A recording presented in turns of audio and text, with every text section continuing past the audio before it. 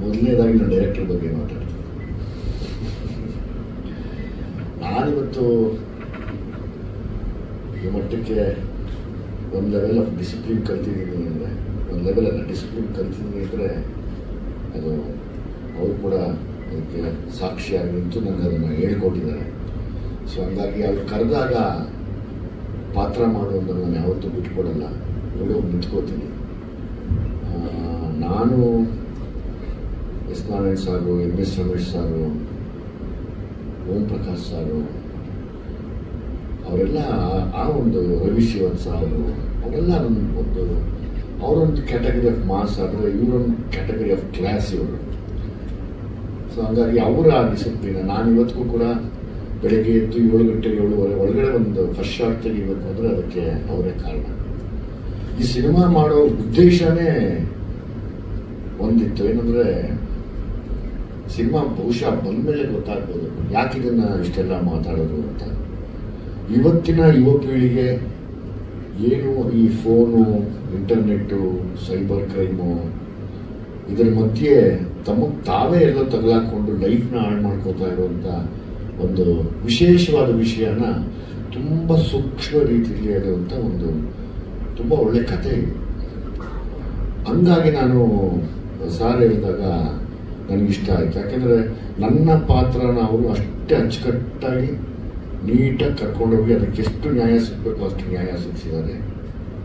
ಹಾಗಾಗಿ ನಿಮಗೆ hats off. ನಾನು ಯಾವಾಗಲೂ ನಿಮ್ಮ ಕೈಯಲ್ಲಿ ಒಂದು ಪಾತ್ರ ಅಂತ ಕೊಟ್ಟರೆ ಅದನ್ನು ತುಂಬ ಚೆನ್ನಾಗಿ ಮುದ್ದಾಗಿ ರೆಡಿ ಮಾಡ್ತೀರ. ಹಾಗಾಗಿ ನಾನು ಯಾವಾಗಲೂ ನಿಮ್ಮ ಸ್ಟೈಲ್ ಆಫ್ ವರ್ಕ್ಗೆ ಚಿರಋಣಿ ಆಗಿರ್ತೀನಿ. ನಿಮಗೆ ತುಂಬ ಒಳ್ಳೆಯದಾಗಿ ನಾನು ತುಂಬ ಚಿಕ್ಕವನಾದರೂ ಕೇಳ್ಕೊತೀನಿ. ಅದು ಬಿಟ್ಟರೆ ಮಂಜಾಣ ಅವ್ರ ಬಗ್ಗೆ ಏನು ಹೇಳಿ ನಾನು, ಅವರು ರಮೇಶ್ ಯಾದವ್ ಸೇರಿಕೊಂಡು ಒಂದು ಸೈಟ್ ತೊಗೊಂಡಿದ್ದಾರೆ ಬೃಂದಾಗಿ ಮತ್ತು ಅವ್ರ ಮಗನಿಗೆ. ಆ ಸೈಟಲ್ಲಿ ಇಂಜಿನಿಯರ್ ಅಂತ ಎಸ್ ನಾರಾಯಣ್ ಸಾರ್ ಇಟ್ಟವ್ರೆ, ಕೂಲಿಯವರಂತೂ ನಮ್ಮನ್ನೆಲ್ಲ ಕರೆದವ್ರೆ. ನಾವೆಲ್ಲ ಕೂಲಿ ಕೆಲಸ ಮಾಡ್ಬಿಟ್ಟು ಬಂದ್ಬಿಟ್ಟಿದ್ದೀವಿ ಹೊರಗಡೆ. ಈಗ ಒಂದೇ ಆಸೆ, ಎಲ್ಲ ಶ್ರದ್ಧೆಯಿಂದ ಮಾಡಿದ್ದೀವಿ. ಎಸ್ ನಾರಾಯಣ್ ಸರ್ ತುಂಬ ಶ್ರದ್ಧೆಯಿಂದ ಇಂಜಿನಿಯರಿಂಗ್ ಕೆಲಸ ಮಾಡಿದ್ದಾರೆ. ಯಾವಾಗಲೂ ನಾವು ಬಯಸೋದೊಂದೇ, ಸಿನಿಮಾ ದೊಡ್ಡ ಬಜೆಟ್ಟು, ಮಿಡ್ಲ್ ಬಜೆಟ್ಟು, ಕೊನೆ ಬಜೆಟ್ ಅನ್ನೋದಿಲ್ಲ, ಕಂಟೆಂಟ್ ಅನ್ನೋದೇ ದೊಡ್ಡ ಬಜೆಟ್ಟು ನಮಗೆ. ಸೊ ಹಾಗಾಗಿ ತುಂಬ ಫ್ಯಾಮಿಲಿಗಳು ಬಂದು ನೋಡುವಂಥ ಮತ್ತು ಸುಮಾರು ನೊಂದಿರೋ ಹೆಣ್ಮಕ್ಳಿಗೆ ಪ್ರತಿನಿಧಿಸುವಂಥ ಒಂದು ವಿಶೇಷವಾದ ಪಾತ್ರನ ನಮ್ಮ ಬೃಂದ ಮಾಡಿದ್ದಾರೆ. ಅದಕ್ಕೆ ಹೇಳ್ಬೋದಲ್ವ, ತೊಂದರೆಗಳನ್ನ ಅದಕ್ಕೆ ಹೋಲುವಂಥ ಒಂದು ಹೀರೋ ಪಾತ್ರ ಅಂದರೆ ಒಬ್ಬ ಪ್ರೀತಿ ಮಾಡೋ ಹುಡುಗ ಹೇಗೆಲ್ಲ ಪ್ರೀತಿ ಮಾಡ್ತಾನೆ ಆನೆಸ್ಟ್ ಆಗಿ ಅನ್ನೋದಕ್ಕೆ ಈಗಾಗಲೇ ನಾನು ಸಾಂಗಲ್ಲಿ ನೋಡಿದೆ. ಆತನ ಫ್ಲೆಕ್ಸಿಬಿಲಿಟಿ ಆಗ್ಬೋದು, ಆತನ ಇದಾಗ್ಬೋದು, ಆ್ಯಕ್ಟಿಂಗ್ ನನ್ನಿಂದ ನೋಡ್ತೀನಿ. ಯಾಕಂದರೆ ಎಸ್ ನಾರಾಯಣ್ ಸರ್ ಕೈ ಇಟ್ಮೇಲೆ ಒಂದು ಮಟ್ಟಿಗೆ ತಟ್ಟಿರ್ತಾರೆ, ಬಿಟ್ಟಿರಲ್ಲ ನಿನ್ನ, ಬಹುಶಃ ನೆಕ್ಸ್ಟ್ ಸಿನಿಮಾ ಇನ್ನೂ ಇಂಪ್ರೂವ್ ಆಗ್ಬಿಟ್ಟಿರ್ತೀಯ. ಸೊ ಹಂಗಾಗಿ ಅದನ್ನು ನಾನು ತುಂಬ ಇಷ್ಟಪಡ್ತೀನಿ. ಆಮೇಲೆ ಅದೇ ಮಾಮೂಲಿ ಇವರು ನಮ್ಮ ಮಂಜಾಣ ಅವ್ರದ್ದೇನಿಲ್ಲ, ಒಂದು ಸೈಟ್ ತೊಗೊಂಡ್ರು, ಒಂದು ಅದಪ್ಪ GPನ ರಿಜಿಸ್ಟರ್ ಮಾಡ್ಕೊಟ್ಟಿದ್ದಾರೆ, ಕರೆಕ್ಟಾಗಿ ಹೇಳೋದಲ್ಲ. ಶರತ್ ಸಾರು ನಾನು ತುಂಬ ವರ್ಷ ಎಲ್ಲ ಒಬ್ರಿಗೊಬ್ರು ನೋಡ್ತಿದ್ರಿ. ಬಟ್ ಈ ಸಿನಿಮಾ ಮತ್ತು ನನ್ನ ಲ್ಯಾಂಡ್ ಲಾರ್ಡ್ ಸಿನಿಮಾಲಿ ತುಂಬ ಹತ್ರಕ್ಕೆ ಮಾತಾಡಿ ಒಂದಷ್ಟು ಮರೆಯೋಕ್ಕಾಗದಿರುವಂಥ ವಿಷಯಗಳನ್ನ ಮಾತಾಡಿದ್ದೀವಿ. ಒಂದು ಒಳ್ಳೆ ಸ್ನೇಹ ಕೂಡ ತುಂಬ ದೊಡ್ಡ ಮಟ್ಟಿಗೆ ಬೆಳೀತು. ಅವ್ರನ್ನೆಲ್ಲ ನೋಡಿ ನಾವು ಬೆಳೆದವ್ರು. ನಾನು ಅವ್ರಿಗೆ ಸಿಕ್ಕಿದಾಗ ಹೇಳಿದೆ, ಸರ್ ನಿಮ್ಮ ರಾಜದೂತ್ ಬೈಕಲ್ಲಿ ನೀವು 4 ಬ್ಲ್ಯಾಕ್ ಕಾಂಪ್ಲೆಕ್ಸಲ್ಲಿ ಎಲ್ಲ ಹೊಡೆದಾಕ್ಬಿಟ್ಟಿದ್ದಾರೆ ಆ ಏರಿಯಾ ಎಲ್ಲನೂ. ಅಲ್ಲಿ ಒಂದು ಹೆಲ್ಮೆಟ್ ಇಟ್ಕೊಂಡು ಹೈಟಿಗೆ ಸುಮ್ಮನೆ ನಡ್ಕೊಂಡು ಬರ್ತಿದ್ರೆ ಅವ್ರು ನೋಡಿದ್ರೆ ಭಯ ಬೀಳೋರು, ಹಂಗಿತ್ತು ಘಟ. ಇವತ್ತು ಹಂಗೆ ಇದ್ದಾರೆ. ಅವತ್ತಿಂದ ನಾವು ಅವ್ರನ್ನ ನೋಡ್ತಾ ಬಂದಿದ್ದೀವಿ. ಅವರು ರಘುವಣ್ಣ ಈ ಸಾಧು ಬಿಡಿ, ಅದು ತುಂಬ ಒಂದು ಒಳ್ಳೆ ವನ ಕೊಟ್ಟರೆ ಒಂದು ಕೋತಿ ಕೆಡಿಸುತ್ತೆ ಅನ್ನೋ ಥರ ಎಂಥ ಅಟ್ಮಾಸ್ಫಿಯರ್ ಕೊಟ್ಟರು ಕೆಡ್ಸಾಕ್ಬಿಡ್ತಾರೆ ಅವರು. ಸೊ ಹಂಗಾಗಿ ಏನು ಮಾಡೋಕ್ಕಾಗಲ್ಲ. ಅವ್ರನ್ನ ಸೆಟ್ಟಲ್ಲಿ ಹಂಗೆ ಮಾಡೋರು. ಎಷ್ಟು ಸೀರಿಯಸ್ ಆಗಿ ಅನ್ನ ಏನೋ ಹೇಳಕ್ ಬಂದ್ರೆ ಅದೇನೋ ನೆಕ್ಸ್ಬಿಟ್ಟಿರೋರು, ನಾವು ಕಂಟ್ರೋಲ್ ಮಾಡ್ಕೊಂಡು ಈ ಕಡೆ ಹೋಗ್ಬಿಡ್ತಾ ಇದ್ದೆ. ಬೈಯೋರು, ಬೈದ್ಬಿಡೋರು. ಹಂಗೆ ಅವರು ಎಲ್ಲರಿಗೂ ಪ್ರೀತಿ ಪಾತ್ರರು. ಅವರಿದ್ರೆ ರಘುವಣ್ಣ ಇದ್ದಾರೆ, ಶರತ್ ಸಾರ್ ಇದ್ದಾರೆ.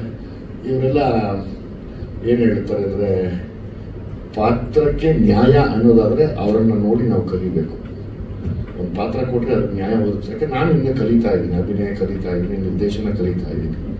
ಎಲ್ಲರನ್ನೂ ಕಲಿತಾರ ಸಮಯದಲ್ಲಿ ಇವ್ರನ್ನೆಲ್ಲ ನೋಡಿ ನಾವು ಕಲಿಬೇಕು. ಯಾಕಂದ್ರೆ ಅವ್ರು ಎಷ್ಟೇ ವರ್ಷ ಯಾವುದೇ ಪಾತ್ರ ಮಾಡಿದ್ರು ಆ ಪಾತ್ರ ತಾನಾಗಿ ಇಳಿದು ಬಂದು ಆಡಿಯನ್ಸ್ ಎದೆಯಲ್ಲಿ ನಾಟ್ಕೊಳಂಗಿರುತ್ತೆ.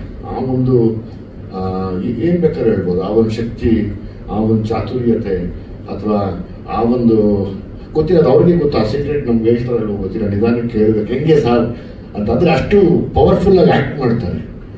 ಅದು ನನಗೆ ಖುಷಿ ಅನ್ಸುತ್ತೆ. ಲಿಟಿಸ್ಮಾ ಬೃಂದ ಅವತ್ತು 2 ಸಿನಿಮಾ ರಿಲೀಸ್ ಆಗ್ತಾ ಇದೆ. ನಿನ್ನ ಲೈಫಲ್ಲಿ ಭಾಗ್ಯಲಕ್ಷ್ಮಿ ಬರಲಿ, ಈ ಸಿನಿಮಾನು ನಿಮ್ಗೆ ತುಂಬಾ ದೊಡ್ಡ ಮಟ್ಟದ ಹಿಟ್ ಆಗಲಿ ಕಣಮ್ಮ. ನಾನು ನೋಡಿದೆ, ತುಂಬಾ ಖುಷಿ ಆಯ್ತು. ನೀನು ಡ್ಯಾನ್ಸ್ ಮಾಡಿದಂಗೆ ಅದ್ಯಾವುದು ಎಲ್ಲ ಮುಂದೆ ಮಾಡಿದ್ರು, ಎಲ್ಲ ಮುಂದೆ ಮೊಮ್ಮಗಳಿದ್ದಂಗೆ ಇದೆಯಾ, ಮೈ ಮೇಲೆ ಬಂದಂಗಿದೆ ಎಲ್ಲಮ್ಮ. ಖುಷಿ ಆಯ್ತು ನೋಡಿ ನನಗೆ. ಅದು ಇದೇನಪ್ಪ ಈ ಹುಡುಗಿ ಇಷ್ಟು ಚೆನ್ನಾಗಿ ಡ್ರೆಸ್ ಮಾಡ್ಕೊಂಡು ಎಲ್ಲಮ್ಮ ಹಿಂಗೆ ಬಂದ್ಬಿಡ್ತಲ್ಲ ಅಂತ. ಸೊ ಹಂಗಾಗಿ ಅವತ್ತಿಂದ ಕನ್ನಡದಲ್ಲಿ ನಾವೆಲ್ಲ ನಟ ನಟಿಗಳು ಅಷ್ಟೇ ಎಲ್ಲ ಕಷ್ಟಪಟ್ಟು ಬಂದಿರ್ತೀವಿ. ಇವನ್ ಮಂಜು ಅವ್ರ ಮಗ ಕೂಡ ಆಗ್ಬೋದು, ಕಷ್ಟಪಟ್ಟು ಬಂದಿದ್ದಾರೆ. ನಿಮ್ಗೆ ಯಾವುದು ಬ್ಯಾಕ್ಗ್ರೌಂಡ್ ಇಲ್ದಿರ ಬಂದಿರ್ತೀವಿ ಕಣಮ್ಮ. ತುಂಬ ದೊಡ್ಡ ಮಟ್ಟಿದ್ದು ನಿಮಗೆ ಬ್ರೇಕ್ ಸಿಗಲಿ ಲೈಫಲ್ಲಿ. ಆ ದೇವ್ರು ಎಲ್ಲಮ್ಮ ಕಾಪಾಡಲಿ. ಯಾವಾಗಲೂ ಮರಿಬೇಡ ಆ ದೇವ್ರನ್ನ. ಒಂದ್ಸರಿ ಆ ಪಾತ್ರ ಹಾಕಿದ್ರೆ ಮರಿಬೇಡ. ತುಂಬ ಚೆನ್ನಾಗಿ ಆ್ಯಕ್ಟ್ ಮಾಡ್ತಾರೆ, ತುಂಬ ಶ್ರದ್ಧೆಯಿಂದ. ನಾನು ಅಂದ್ಕೊಂಡೆ, ನಾವು S9 ಸರ್ ಡೈರೆಕ್ಟ್ ಮಾಡುವಾಗ ಯಾರು ಏನೇನು ತಪ್ಪು ಮಾಡ್ತಾರೆ ನೋಡು ಅಂತ ಆಳು ನಮ್ಗೊಂದು ಭಯ ಇರುತ್ತೆ, ಯಾರನ್ನ ಸಿಕ್ಕಾಕೊಡ್ರೆ ನಕ್ಬಿಡೋಣ, ನಾ ಸಿಕ್ಕಾಕೊಳೋದು ಬೇಡ ಅಂತ. ನಾನೆಲ್ಲ ಅಬ್ಸರ್ವ್ ಮಾಡೋದು, ಯಾರು ಸಿಕ್ಕಾಕೋತಾರೆ ಅಂತ. ಅಂದರೆ ನಾವು ಸರ್, ನೀವಲ್ಲ ಸರ್.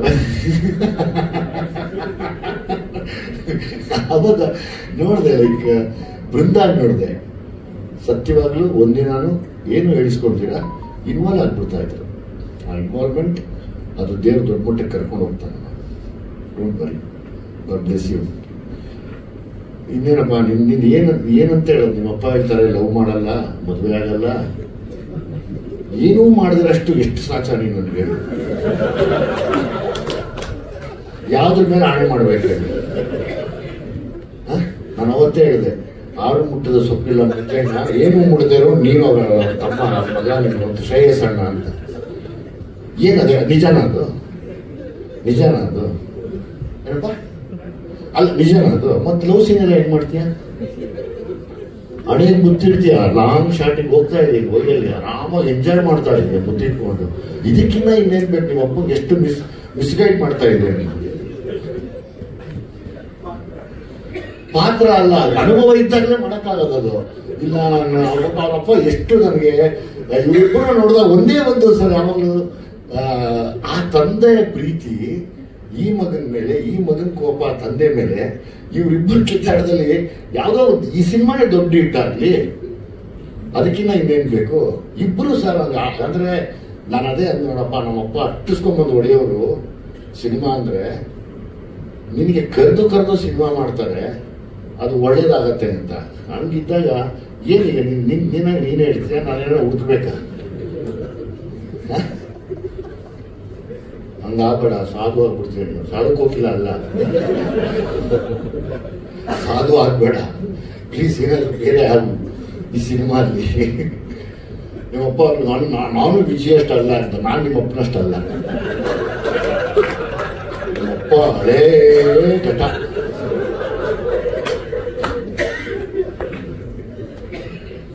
ಆಯ್ತಾ? ನಿಂದು ಹುಡುಕಾನ, ನಿಂಗೆ ಅಕ್ಕಪಕ್ಕದ ವಿಚಾರಿಸ್ತೀನಿ, ಏನಪ್ಪ ಕತೆ ಅಣ್ಣಂದು, ಆಲ್ರೆಡಿ ಗೋಲ್ ಗುಂಬಸ್ತರ ಸಿದ್ದಾವನೆ, ಏನ್ ಕತೆ ಅಂತ.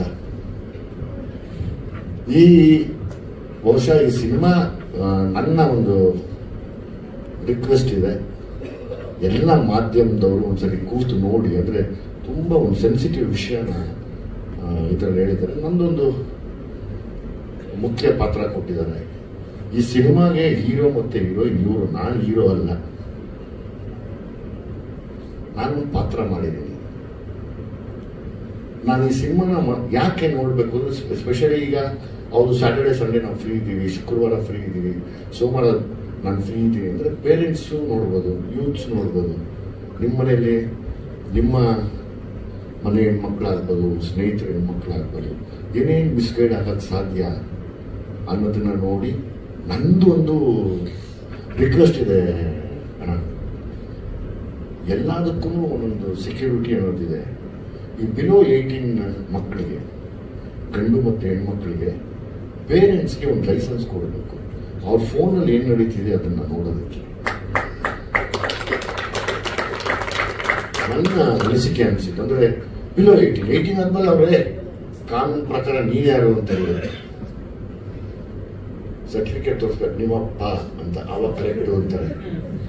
ಇಲ್ಲ ಅಂದ್ರೆ ಬಿಲೋ 18 ನಮ್ಮ ಹಿಡಿತದಲ್ಲಿದ್ದಾಗ ಈ ಸಿನಿಮಾ ನಾನು ಅಭಿನಯ ಮಾಡಿದ್ಮೇಲೆ ನನಗೆ ಮಾಡ್ತಾ ನನಗೊಂದು ಅನುಭವ ಆಗಿದ್ದು. 18 ವರ್ಷದ ಒಳಪಟ್ಟಿನ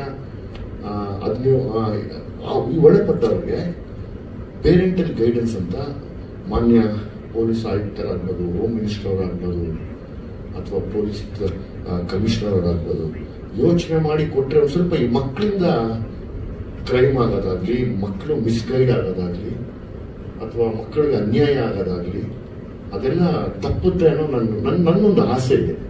ಅದನ್ನ ಎಸ್ ಸರ್ ವೇದಿಕೆ ಮೇಲೆ ಬಂದ್ಮೇಲೆ ಹೇಳ್ಬೇಕು. ನಾನು ಪಾತ್ರ ಮಾಡ್ತಾ ಅನುಭವ ಆಗಿತ್ತು. ನನಗೆ ಕೊಟ್ಟಂತ ಪಾತ್ರ ಮಾಡ್ತಿದ್ದೆ. ಹೀರೋ ಮತ್ತು ಹೀರೋಯಿನ್ಗೆ ಜೊತೆಯಲ್ಲಿ ನಿಂತಿದ್ದೆ ಹಿಂಸೆ ಕೊಟ್ಕೊಂಡು.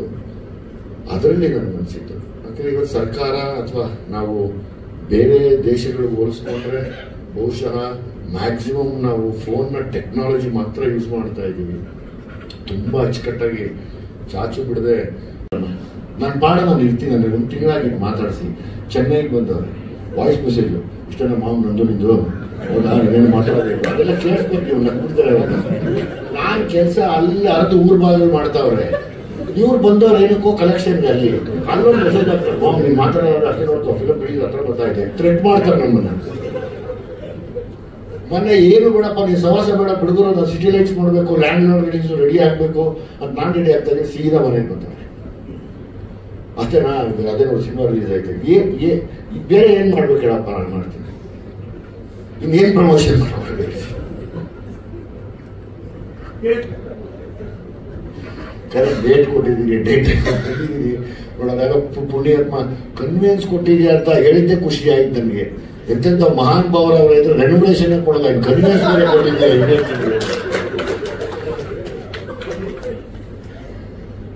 ಎಷ್ಟೋ ಚೆಕ್ಗಳು ನನ್ನ ಹತ್ರ ಒಡಗೋಗಿ ಅದು ರಿಸಲ್ಟೇ ಆಗೋಗಿತ್ತು. ತಗೊಂಡೋದ್ರೆ ಓಡಿಸ್ತಾರೆ ಬ್ಯಾಂಕಲ್ಲಿ, ಸರ್ ಇವಿಲ್ಲ ಕಾನೂನೇ ಚೇಂಜ್ ಆಗ್ಬಿಟ್ಟಿದೆ ಸರ್ ಈ ಚೆಕ್ಗೆ ಅಂತ. ಏನ್ ಮಾಡೋಣ? ಅದಕ್ಕಿಂತ ಇನ್ನೇನ್ ಮಾಡಲಿ ನಾವು?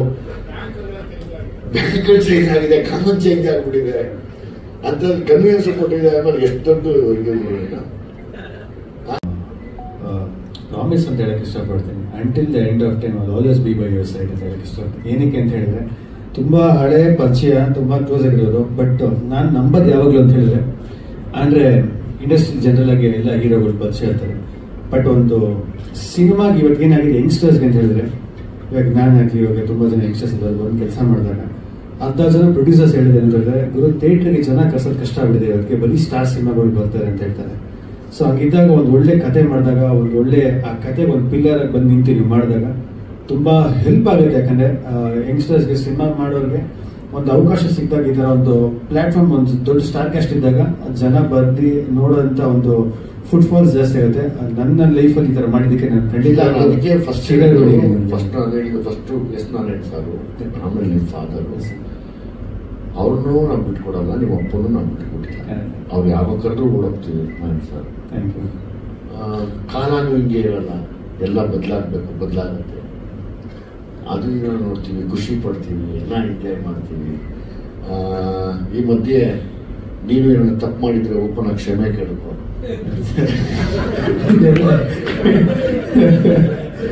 ಸೊ ಹೇಳಿದ್ದು, ಸೊ ನಾನು ದೊಡ್ಡವ್ರು ಹೇಳ್ದಂಗೆ ಒಂದೇ ಒಂದು ಮಾತು. ಸೊ ತಪ್ಪು ಅನ್ನೋದ್ರಿಂದ ಏನು ಹೆಚ್ಚಾಗಿ ಅಂತ ಹೇಳಿದ್ರೆ, ನನ್ನ ಕಡೆಯವರಿಂದ ಯಾರು ತಿಳಿದರೆ, ನಮಗೆ ತಿಳಿದರೆ ಒಂದು ಏನಾದ್ರು ಹರ್ಟ್ ಮಾಡಿದ್ರೆ ಟೀಮ್ ಅವ್ರಿಗೆ ಯಾರು ನನ್ನ ಕಡೆಯಿಂದ ರಿಯಲಿ ಸಾರಿ. ಇಂಟೆನ್ಷನ್ ಖಂಡಿತ ಯಾವುದು ರಾಂಗ್ ಆಗಿಲ್ಲ.